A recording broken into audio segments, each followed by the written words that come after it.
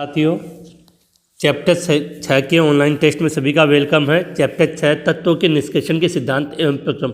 आज आपने जो टेस्ट का पेपर देखकर थोड़ा सरप्राइज हुए होंगे, सर ने इस प्रकार का पेपर क्यों दिया है।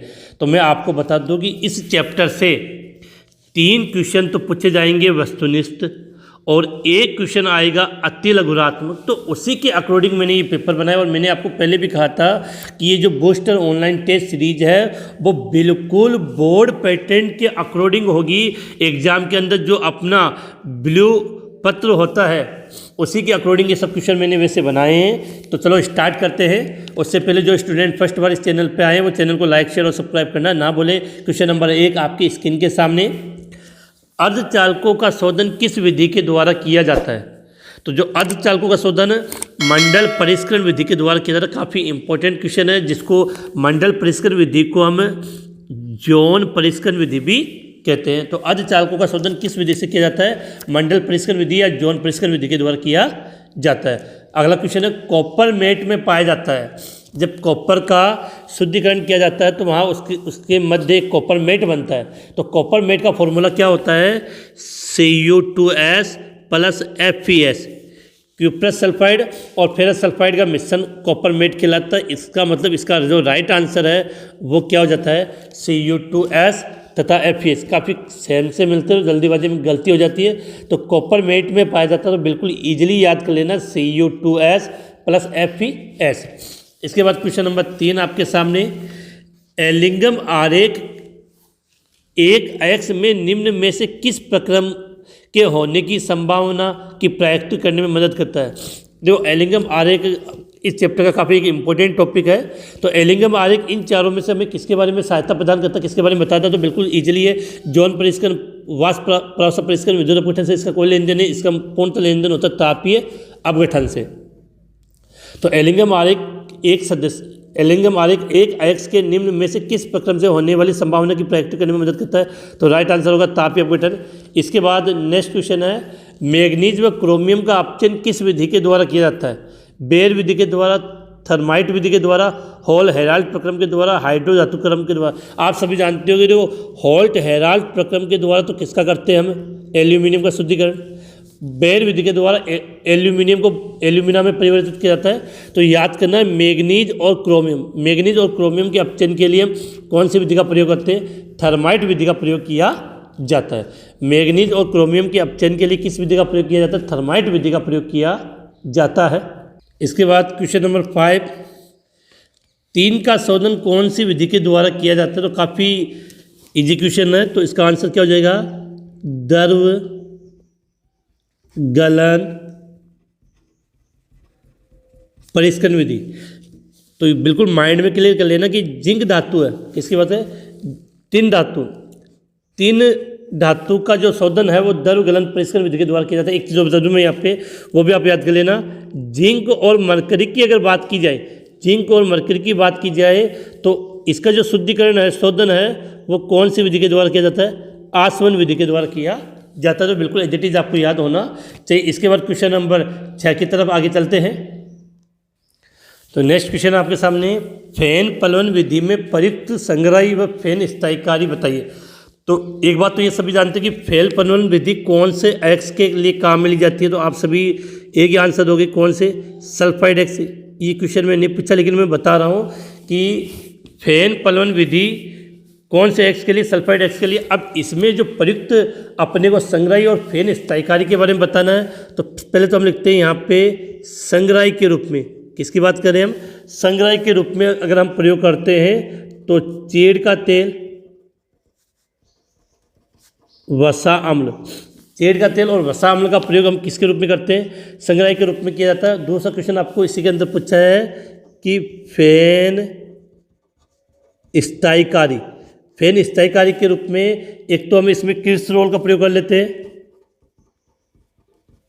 किरस्टोल, और एक होता है आपका एनिलीन। तो बिल्कुल एज इट इज याद होना चाहिए कि फेन पलवन विधि में प्रयुक्त संग्राही के रूप में तो हम चीड़ का तेल और वसामल का प्रयोग करेंगे और फेन स्थायीकारी के रूप में हम किरस्टोल और एनिलीन का प्रयोग करते हैं।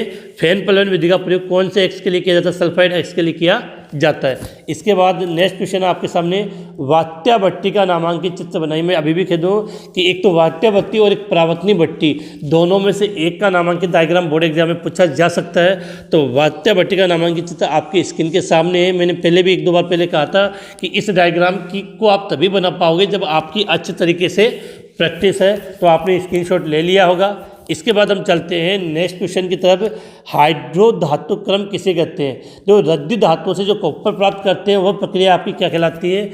हाइड्रो धातु क्रम कहलाती है। तो अब हम बात करें हाइड्रो धातु क्रम, तो इसके लिए हम लैंग्वेज के रूप में क्या लिखेंगे कि निम्न कोटि अयस्क के विलयन की क्रिया, निम्न कोटि अयस्क के विलयन की क्रिया रद्दी लोहे या H2 से करवाकर कॉपर का निष्कर्षण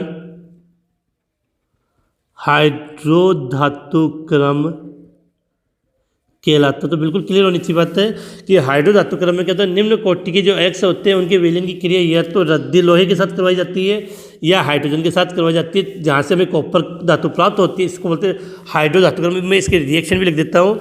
जैसे कॉपर का विलयन के रूप में वो Cu2+ आयन होगा, उसकी क्रिया आपने हाइड्रोजन से करवा दी गैस के रूप में, तो वहाँ पर आपको कॉपर धातु प्राप्त हो जाती है और विलयन में हाइड्रोजन आयन का निर्माण हो जाता है। ठीक है, तो ये रिएक्शन भी आप साथ में याद कर लेना। इसके बाद हम नेक्स्ट क्वेश्चन की तरफ आगे बढ़ते हैं कि भर्जन व निस्तापन में अंतर लिखिए। तो ये काफ़ी इजी क्वेश्चन है और सभी स्टूडेंट्स को मुझे उम्मीद होगी कि ये सबको याद होगा। तो चलते इसको हल करने के लिए कि एक तरफ तो हमने लिख दिया निस्तापन, दूसरी तरफ हमने क्या लिख दिया? भर्जन। तो निस्तापन में वायु को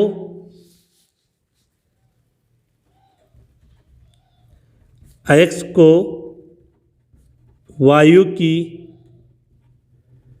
अनुपस्थिति में उसके गलनांक के नीचे तक गर्म किया जाता है। इस प्रक्रिया को क्या बोलते हैं? निस्तापन। और अयस्क को वायु की उपस्थिति में उसके गलनांक के नीचे तक गर्म किया जाता है। इस प्रक्रिया को हम क्या बोलेंगे? भर्जन। दूसरा जो निस्तापन है वो आपके कार्बोनेट, जल योजित ऑक्साइड और हाइड्रोक्साइड अयस्कों का किया जाता है। निस्तापन की प्रक्रिया कार्बोनेट, जलयोजित ऑक्साइड व हाइड्रोक्साइड अयस्कों का किया जाता है, जबकि जो भर्जन की क्रिया है वो कौन से अयस्क के लिए? सल्फाइड अयस्कों का क्या किया जाता है? भर्जन किया जाता है। दो अंतर बहुत तीसरा अंतर आप लिख सकते हो कि भर्जन क्रिया में जो अयस्क होता है वो ऑक्साइड होता है, जबकि इसमें निजलीकृत होता है। इसके बाद इस आज के इस टेस्ट का लास्ट क्वेश्चन, एल्यूमिनियम के अयस्क बॉक्साइड में किसकी अशुद्धि पाई जाती है? देखो पहले बात तो बॉक्साइड का फॉर्मूला क्या होता है लिख देता हूँ मैं, Al2O3.2H2O। ठीक है, एल्यूमिनियम के अयस्क बॉक्साइड। और एक बात और याद करें ना कि बॉक्साइड का जो सांद्रण किया जाता है वो निच्छालन विधि के द्वारा किया जाता है। दोनों बिल्कुल क्लियर होना चाहिए कि बॉक्साइड का फॉर्मूला Al2O3.2H2 होता है और बॉक्साइड का जो सांद्रण किया जाता है वो कौन सी विधि के द्वारा किया जाता है? निच्छालन के द्वारा, जिससे में ये अशुद्धियाँ दूर की जाती है। अब कौन कौन सी अशुद्धियाँ पाई जाती है वो मैं यहाँ पे लिख रहा हूँ आपके सामने। तो एक तो याद रखना SiO2 की अशुद्धि, जिसको आप क्या बोलते हो? सिलिका। दूसरा आयरन ऑक्साइड और तीसरा टाइटेनियम ऑक्साइड।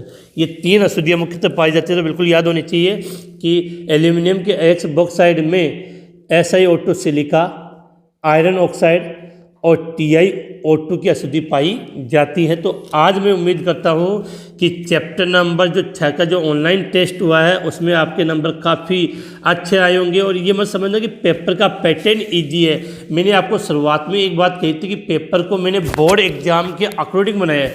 जितने भी चैप्टर के आपकी जो मैं ऑनलाइन टेस्ट ले रहा हूँ वो सब के सब बोर्ड एग्जाम अपने बोर्ड परीक्षा के पैटर्न के अकॉर्डिंग है। और बोर्ड परीक्षा में आपको क्वेश्चन इसी प्रकार से मिलेंगे, इसलिए इसका पैटर्न ये रखा गया है और जिससे आपकी अच्छे से अच्छी तैयारी हो सके। तो उम्मीद है आज का ये टेस्ट आपको पसंद आया होगा। कितने नंबर आए, आपके अंक कितने आए, ये कमेंट्स में आप ज़रूर बताएं, जिससे मुझे आइडिया लग जाता है कि आप लोगों की तैयारी कैसी चल रही है। इसी के साथ इस वीडियो को समाप्त करते हैं। मिलते हैं नेक्स्ट चैप्टर के ऑनलाइन टेस्ट में, चैप्टर नंबर 8। जय हिंद, जय भारत।